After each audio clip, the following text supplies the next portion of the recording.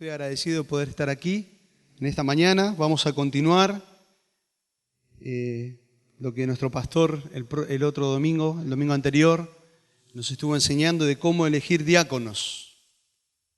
Así que vamos a abrir la palabra de Dios en 1 Timoteo capítulo 3, versículo 8 en adelante.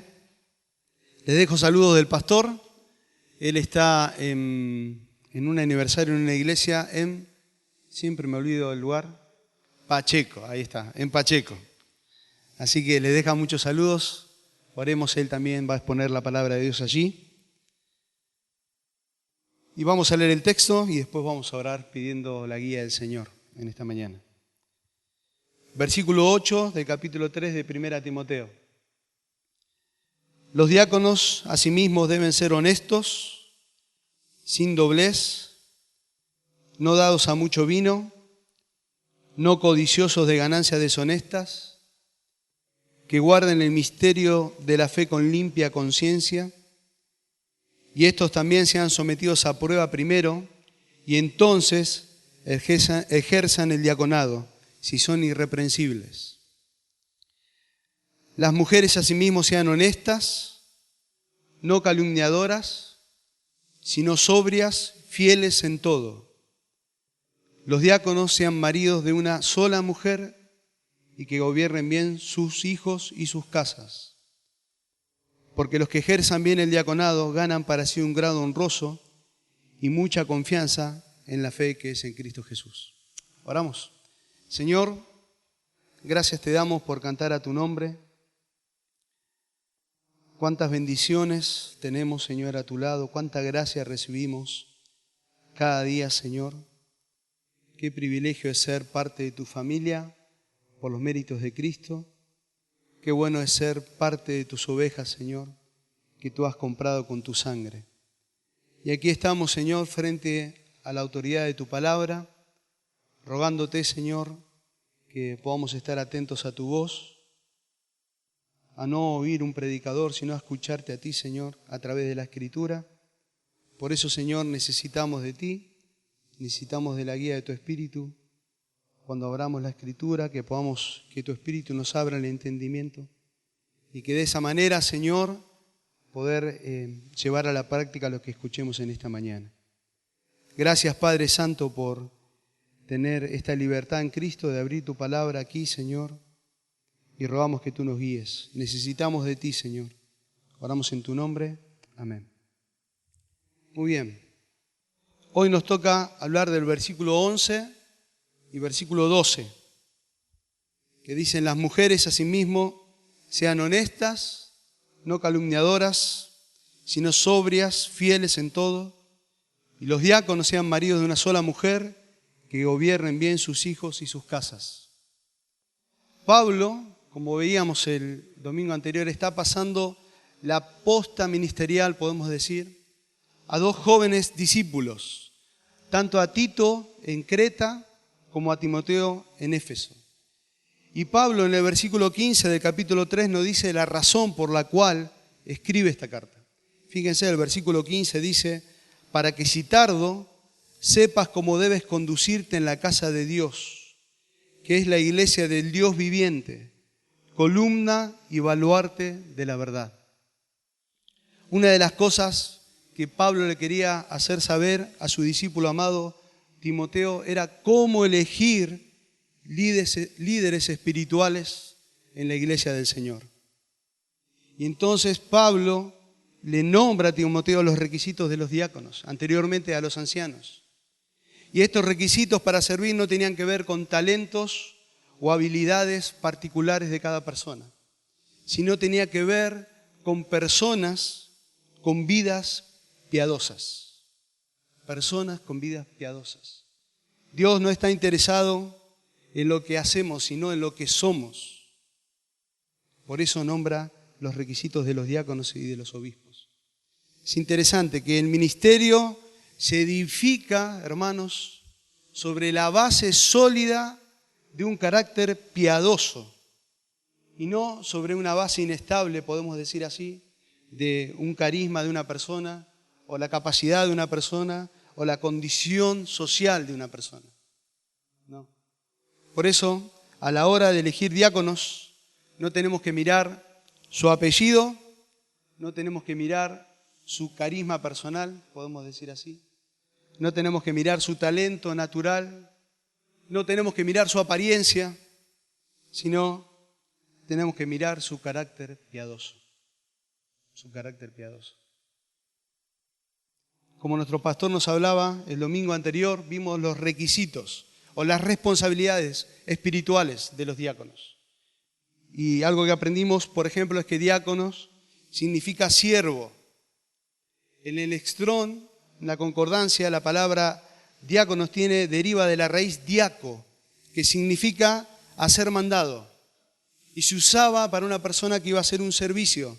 Describía un mozo, alguien que iba a servir las mesas, un ayudante. Entonces sale a la luz que la palabra, aquí diácono, o los requisitos que acá hablamos de los servidores, no comunicaba el nombre o no tenía la intención, mejor dicho, de comunicar importancia o fama o poder, sino la palabra tenía la intención de mostrar a alguien que servía con diligencia en todas las tareas. Por eso vemos acá estos requisitos de los diáconos. Ser diácono en realidad es ser un siervo, no una celebridad. Eso es ser diácono. Ser un siervo, no una celebridad. Interesante que en el versículo 8 del capítulo 3 dice, los diáconos asimismo deben ser. Los diáconos asimismo deben ser. No se nos dice lo que debe hacer, sino lo que deben ser. Por eso hablamos que está sobre la base de un carácter piadoso. Un carácter piadoso. Y aquí cada iglesia se organiza en las responsabilidades de los diáconos. Y los diáconos en la iglesia tienen ciertas responsabilidades. Por ejemplo, en la constitución de nuestra iglesia hay varias tareas que tienen que realizar los diáconos. Yo anoté algunas aquí que podemos repasarlas juntos. Por ejemplo, ayudar al pastor en todo lo que pueda alejarle del ministerio de la palabra y la oración. Otra tarea del diácono es ayudar al pastor en la administración de las ordenanzas, sea bautismo o cena. Otra tarea es ayudar al pastor en la examinación de todos los candidatos para el bautismo y la membresía de la iglesia. Otra tarea es ayudar al pastor en todos los asuntos de disciplina de los miembros. También es examinar las necesidades de los miembros y velar por su crecimiento espiritual. Otra de las tareas es cuidar la propiedad de la iglesia, manteniéndola en buen estado. También es confeccionar, comunicar, administrar el presupuesto anual de la iglesia. También supervisar el orden de diferentes ministerios que se realizan en la iglesia. Y por último es reunirse en forma quincenal con el pastor. Nosotros, en este caso en la iglesia, nos reunimos los miércoles 19:30 hasta que las velas no ardan. Suele pasar eso. Así que en el versículo 8 podemos ver que nos habla del carácter espiritual. El versículo 9 nos habla de un conocimiento espiritual. Y el versículo 10 podemos ver el currículum espiritual. Entonces, todo eso es a manera de introducción para entrar en los versículos 11 y 12. Y hoy veremos que el candidato a diácono debe tener, y acá vamos a detenernos. Dice, las mujeres asimismo sean honestas, no calumniadoras, sino sobrias, fieles en todo. El candidato a diácono debe tener un cónyuge espiritual. Un cónyuge espiritual. Miren, ¿quiénes son estas mujeres que nombra aquí Pablo? Porque no dicen las esposas de los diáconos deben ser, o las esposas de los ancianos que viene hablando anteriormente deben ser. Y hay un cierto debate en eso, mucho se debate sobre esa frase. Algunos piensan que sí son las esposas de los diáconos, otros piensan que son también las esposas de los pastores, y algunos piensan, que son diaconisas, dicen ahí, y algunos piensan que son mujeres en general que sirven fielmente al Señor dentro de la iglesia. Y yo creo que es ese grupo. Mujeres en general que sirven fielmente al Señor dentro de la iglesia. Mujeres fieles, que tiene como parte aplicativa y directa o prioritaria, tiene que ver con la esposa del pastor y tiene que ver con la esposa de los diáconos, pero también tiene que ver con mujeres que sirven fielmente al Señor. Por eso decimos que yo creo que es la tercera parte, mujeres fieles en general. Y ahora es interesante que Pablo le está recalcando a Timoteo, ten cuidado de elegir bien a los pastores, dice versículo 1, versículo 7. Ten cuidado de elegir bien a los diáconos y a sus esposas, pero también ten cuidado de elegir a las mujeres que sirven en la obra del Señor. Pablo en este versículo está mostrando señales de madurez de una mujer cristiana. Señales de madurez de una mujer cristiana, sea casada o no, pero reflejan estas características, señales de madurez. ¿Cómo deben ser estas mujeres? ¿Cómo deben ser estas mujeres que van a estar en el servicio al Señor, al servicio de su iglesia? Bueno, y Pablo empieza a describir estas mujeres. Es interesante que dice, las mujeres asimismo sean honestas. Honestas. La palabra traducida honestas ahí es la palabra semnos, que significa sobrio, digno, venerable, serio. Es la misma palabra que habla de los diáconos en el versículo 8. Los diáconos asimismo deben ser honestos. O sea que las esposas de los diáconos o las mujeres que sirven al Señor deben ser personas que se toman con seriedad las cosas del Señor. Las mujeres deben ser, según esto, debe tener un carácter que es, o una vida que es venerada o alabada por el carácter piadoso que llevan. Entonces podemos decir que estas mujeres se toman con seriedad su ministerio. Estas mujeres se toman con seriedad el ministerio con su marido. Estas mujeres se toman con seriedad su pureza personal. Estas mujeres con seriedad se toman la piedad que deben forjar en su hogar. Esta mujer se toma con seriedad los compromisos que asumen. Estas mujeres se toman con seriedad el servicio a los santos. Estas mujeres se toman con seriedad la pureza doctrinal. Estas mujeres se toman con seriedad el ministerio que ejercen hacia otras damas. Tremendo. Asimismo, las mujeres sean honestas. Cuando habla de seriedad, no habla de seriedad de rostro. Está todo el tiempo así como cara enojada. No, sino habla de seriedad de propósito en su vida. Está hablando de seriedad en cuanto a que toma en serio su fe, toma en serio su Dios, toma en serio su marido, toma en serio el estudio de la palabra de Dios, toma en serio la oración. Por eso decimos que reflejan un carácter de madurez.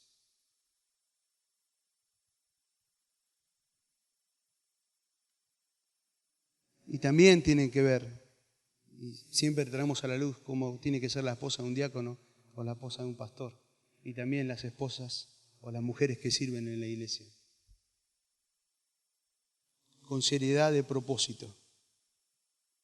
Quizás podemos pensar en ser poco serio, en estar en un ministerio, ser una persona chismosa, o ser una mujer de lengua larga, que nadie pueda confiar en vos. Eso sí sería poco serio. Pero estamos hablando acá de mujeres honestas. Honestas. Hay otra característica que nombra aquí de la mujer. No calumniadoras. no calumniadoras. Es interesante esa palabra. Las mujeres que sirven deben ser honestas, las mujeres que sirven deben ser no calumniadoras. Uno de los problemas más comunes que todos nosotros vivimos muchas veces entre nosotros es la falta de dominio sobre la lengua. Santiago 3 hay una vasta descripción de lo que hace la lengua. También los hombres luchan con eso, tanto como las mujeres. Pero bueno, aquí Pablo lo recalca sobre las mujeres, no calumniadoras. En 2 Timoteo 3:3 también habla de los hombres que no deben ser calumniadores. Es interesante esa palabra calumniar. Pero antes de hablar de la palabra calumniar, vamos a ver lo que hace la lengua. Yo quiero solamente leerle 3 versículos. Por ejemplo, Proverbios, capítulo 25. Yo se los leo, si quieren ustedes quédense en el texto.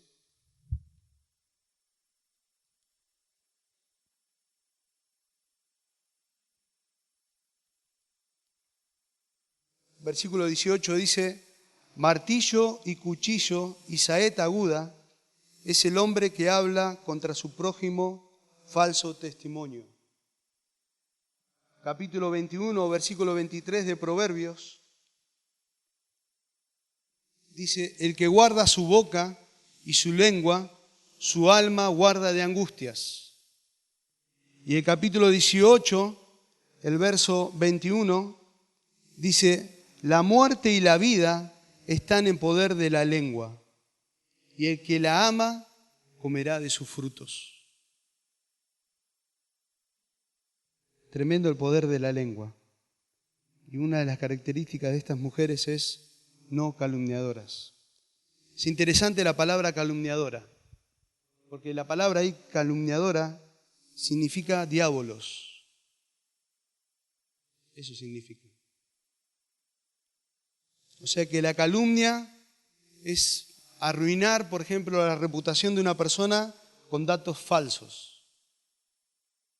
Y cuando uno hace eso, realmente está haciendo la obra del diablo. Un autor decía: nunca somos tan parecidos al diablo como cuando calumniamos a los demás. Tremendo. Cuando murmuramos, debemos entender, tanto las hermanas como los hermanos, que estamos haciendo la misma obra del diablo. Y en este contexto que está hablando de los requisitos de los diáconos, bueno, es de gran importancia que la esposa del diácono no sea calumniadora. Que las que sirven en realidad no sean calumniadoras. Pero las esposas de los diáconos muchas veces se enteran cosas que no se enteran todos los miembros, o problemas que surgen. Imagínense tener una esposa calumniadora en medio de ese ambiente. Sería un desastre. Realmente así. O sea, la esposa del diácono se entera de muchos problemas que rodean a la iglesia y sus comentarios pueden hacer un desastre. Sería un desastre para el pastor, sería un desastre para los diáconos tener una esposa chismosa. Viviría de conflicto en conflicto. Proverbios 26:20 dice que detrás de la contienda siempre hay un chismoso. Siempre. O sea que la persona chismosa es la persona que divulga la calumnia. Cualquier parecido con la realidad es mera coincidencia. Y pasa eso en la iglesia del Señor. Pasa eso. Por eso, cuando yo leía este versículo, oraba mucho por mi corazón y examinaba mi corazón a la luz de la palabra y oraba también por las mujeres de la iglesia. Mujeres que se tomen con seriedad al Señor, y gracias a Dios porque hay muchas mujeres que se toman con seriedad las cosas del Señor. Gracias al Señor porque hay muchas mujeres que cuando escuchan una calumnia la llevan al hermano o a la hermana que está hablando y los confrontan bíblicamente. Y oremos para que nuestra iglesia se mantenga de esta manera. forjando el carácter de Cristo en su iglesia. Hay otra característica más que nombra de las mujeres. Asimismo deben ser honestas, no calumniadoras, sino sobrias. Sobrias. Esa palabra allí, sobrias, o sea que las mujeres que sirven deben ser sobrias. Significa sin vino o sin mezcla. La borrachera en esa época, en ese contexto, era una cosa común en aquellos días. Y el hecho de que en aquel tiempo muchas mujeres usaban el vino o la mezcla de ello para apaciguar su dolor emocional, y era algo habitual ahí. Pero la idea de la palabra aquí, sobrias, la idea que Pablo pone aquí es la idea de una mujer que tiene una mente clara, una claridad de pensamiento. Con una mente, ¿cómo podemos tener esa mente clara? Bueno, una mente influenciada en la palabra de Dios. Una mujer que tiene una mente clara es una mujer que toma decisiones conforme a la palabra de Dios.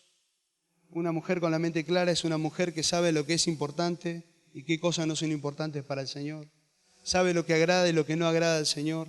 Una mente clara sabe discernir la verdad y aplicar la palabra de Dios en cada circunstancia que le demande en su hogar o en su ministerio. Una mente clara se logra con la palabra de Dios justamente. Y me encantó pensar en este salmo. Miren, el Salmo 119.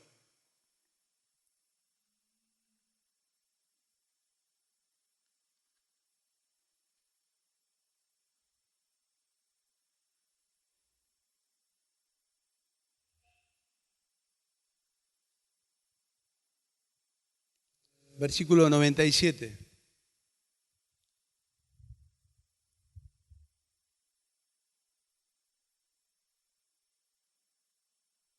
Dice la palabra de Dios: oh, cuánto amo yo tu ley. Todo el día es ella, ¿qué cosa? Mi meditación.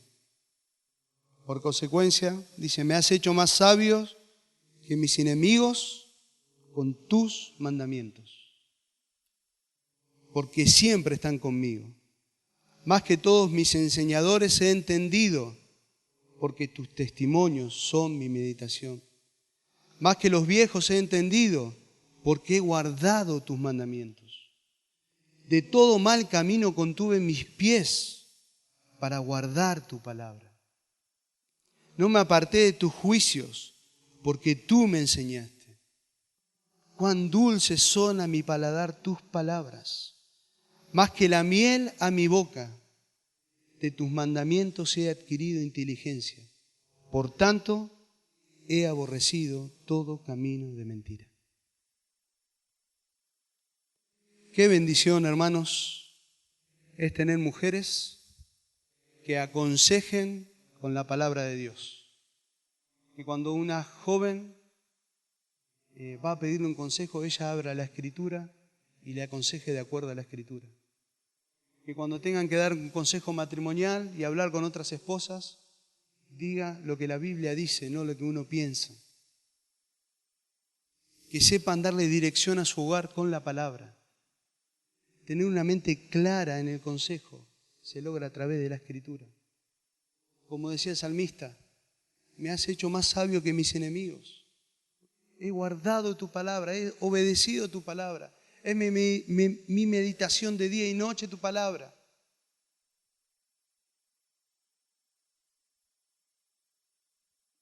Qué bueno es tener mujeres que cuando se reúnen, el centro de la reunión sea la palabra de Dios, el consejo de Dios. Que el ánimo que produzca esa reunión sea animarse con la palabra, edificarse con la palabra. Qué bueno es tener jóvenes o jovencitas que desde ahora están buscando claridad en su mente a través de la Escritura para que cuando formen el día de mañana su hogar sea centrado también en la palabra. Por eso las mujeres que están en el servicio deben ser honestas, no calumniadoras y sobrias. con una mente clara en la Escritura. Y hay otra cosa más que dice aquí, fieles en todos, fieles en todo. Bueno, las mujeres que sirven deben ser fieles en todo, evidentemente. Fieles en todo se refiere a una persona que puede ser confiable, a una persona, podemos decir, digna de crédito, a una persona leal. Y la frase en todo allí es fieles en todas las cosas o leales en todas las cosas, con todas las personas y en todas las tareas que se le encomienden. Fieles en todo. Está hablando de hermanos que sirven junto al Señor con sus esposas fieles en el ministerio, sus esposas fieles y confiables en el ministerio. Qué bueno es tener hermanas en la fe de esa manera. Y qué buena es tener hermanas que alguien se pueda acercarse a ella, contarle un problema, ella tener la claridad de la mente de aconsejarle con la palabra, guardar ese problema en su corazón, pero no para tenerlo ella, sino para llevarlo al trono de la gracia y orar al Señor por ella.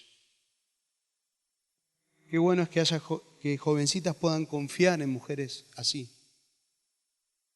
que muestren un carácter maduro y reflejen a Cristo en todo lo que hacen en su hogar, en el ministerio, cómo tratan a su esposo, cómo tratan a sus hijos, cómo aconsejan a sus hijos.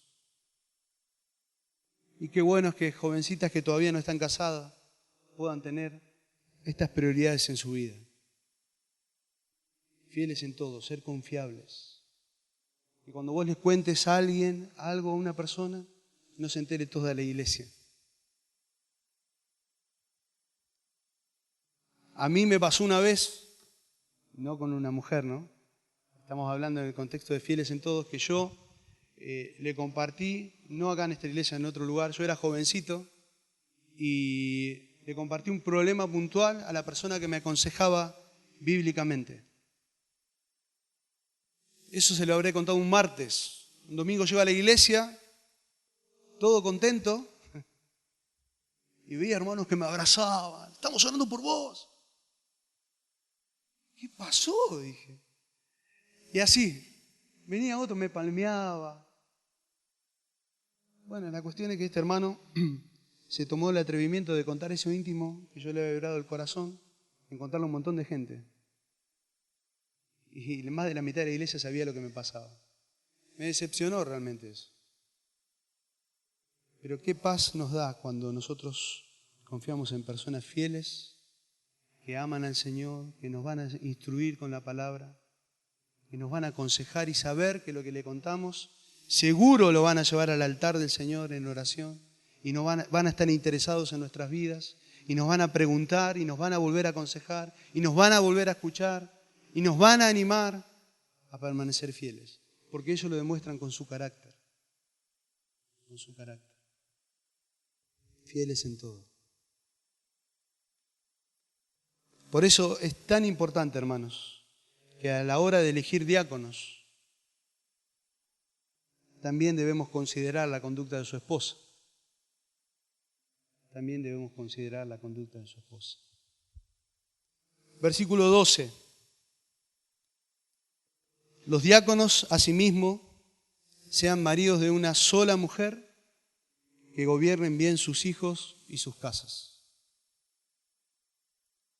Está hablando de una fidelidad conyugal, sean maridos de una sola mujer. Está hablando de, esto apunta más que a un estado civil, sino al estado moral de la persona. El estado moral de la persona. Quiere decir que el marido tiene ojos, tiene su corazón, tiene palabras románticas solamente para su esposa. Para su esposa. En el mundo donde se rodeaba el Nuevo Testamento, había personas ricas, casadas, que tenían relaciones con prostitutas sacerdotisas del templo. Y no solamente eso, sino que había esclavas que estaban en habitaciones dispuestas a tener relaciones con esos hombres. En ese contexto estaba hablando Pablo acá. Y las mujeres casadas con ese hombre rico muchas veces no le quedaba otra que consentir lo que hacía su marido. En contraste a todo eso, el hogar en Cristo, el hombre de Dios, el Hijo de Dios, la mujer de Dios, mostraba totalmente diferencia.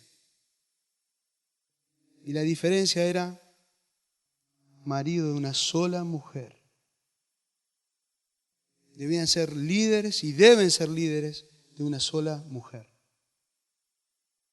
Que amen a su esposa como Cristo amó a la iglesia, entregándose absolutamente por ella, sin reservas. Y estamos en un mundo, y el mundo cada vez se está torciendo más con los principios del Señor. Y no les interesa para nada lo que dice la palabra de Dios. Qué bueno es formar un hogar así en Cristo, y que el diácono tenga un hogar así en Cristo, reflejando el amor de Cristo por su iglesia hacia su esposa. Después dice que gobierne bien sus hijos y sus casas. Si una persona no es espiritual en su casa, tampoco va a ser espiritual en la iglesia. Segunda Timoteo 3:5 dice, si no gobiernan bien su casa, ¿cómo lo hará con la congregación? ¿Cómo gobernará la iglesia del Señor? Gobernar, la palabra ahí gobernar es ponerse en pie. Implica la idea de dirigir, de conducir. El diácono sabe cómo estar sobre sus hijos, sabe cómo dirigir a sus hijos, sabe cómo guiar a su familia. Y me llamó la atención la palabra bien, que gobiernen bien. Y la idea ahí es de manera excelente, es algo bello, hermoso a los ojos. Es la idea de bien ahí. Que gobiernen bien, hermoso a los ojos. Y esta palabra se usaba para describir, por ejemplo, las piedras que adornaban por fuera el templo de Herodes. La gente pasaba por allí y decía, ¡oh, qué piedras preciosas! Y miraba así el templo. Bueno, el liderazgo del diácono sobre su familia, dice ahí, no solamente tiene que ser bueno, sino también tiene que ser visiblemente bueno. Visiblemente bueno. Pablo consideraba a la familia bien gobernada como la verdadera prueba de madurez y la capacidad de un hombre para conducir a otros. No está hablando de un hogar perfecto, ¿no? Obviamente. Está hablando de un hogar maduro.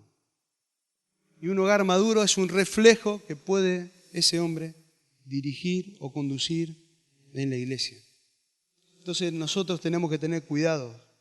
Muchos siervos del Señor se conducen fielmente en la iglesia, pero lamentablemente fallan de una manera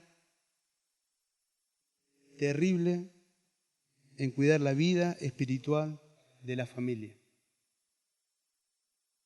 De una manera desastrosa, podemos decir.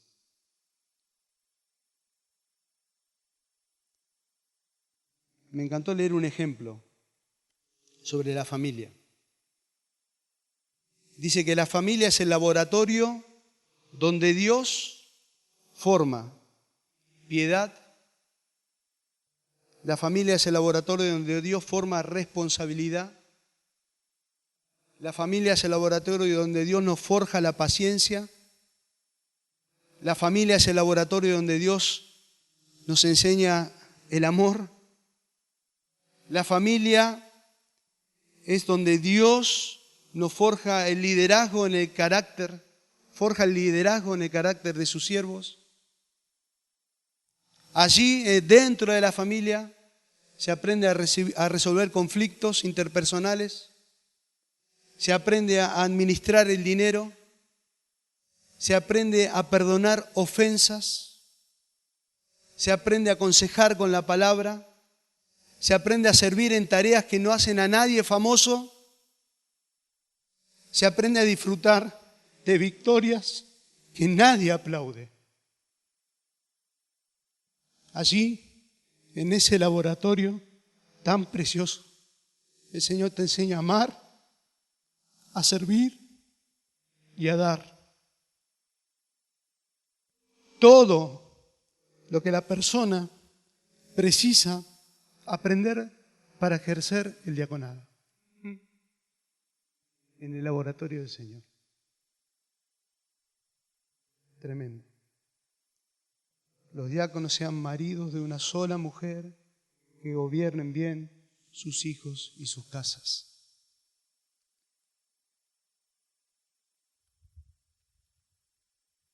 Me hizo pensar mucho el Señor.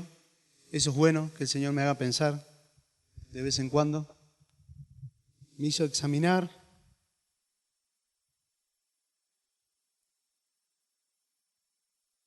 Me hizo pensar mucho en los jóvenes que buscan una esposa. ¿Cómo deben ellos mirar a las mujeres? El día de mañana, cuando tengas que elegir una ayuda idónea, hermano, podemos decir, como siempre se dice, no te cases con una cara bonita, casate con un corazón que sea piadoso. Proverbios dice, engañosa es la gracia y vana la hermosura. La mujer que teme a Jehová, esa será alabada.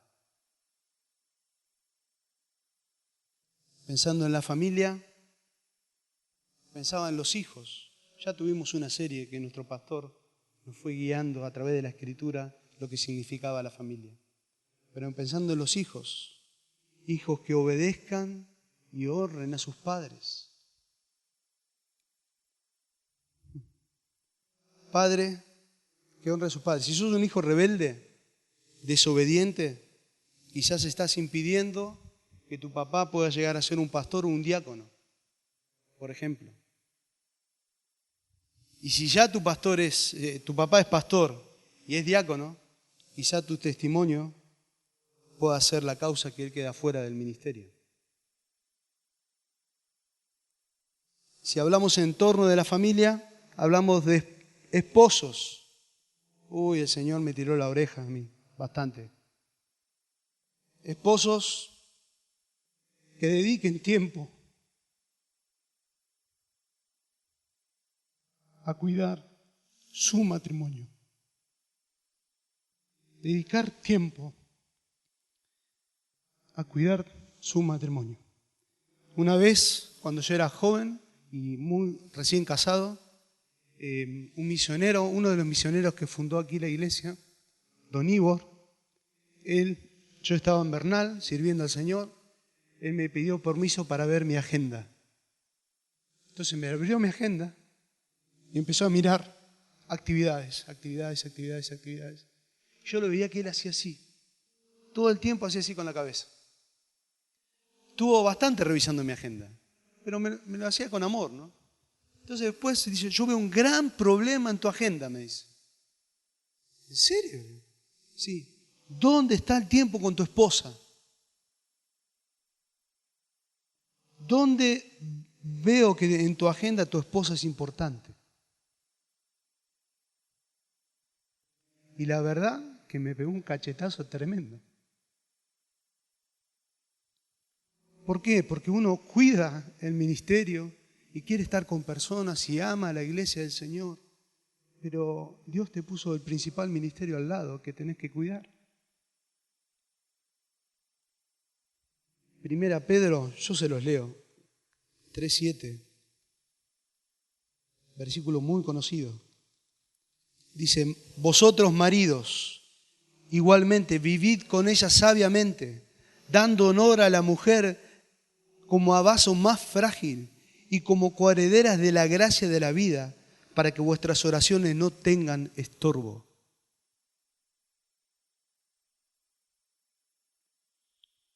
Por eso, amados hermanos, esposos, debemos invertir tiempo en nuestras esposas. Debemos pasar tiempo de charla, compartir la palabra con ellas, pastorearles su corazón, orar con ellas, acompañarle en sus cargas, guiarles, amonestarle cuando sea necesario, animarle, consolarle. Tenemos mucha tarea allí. Esposas que aprendan a amar a sus maridos, que sean amigas de sus maridos. Esposas, como dice Tito 2:4, que enseñen a las más jóvenes a amar a sus maridos y a sus hijos.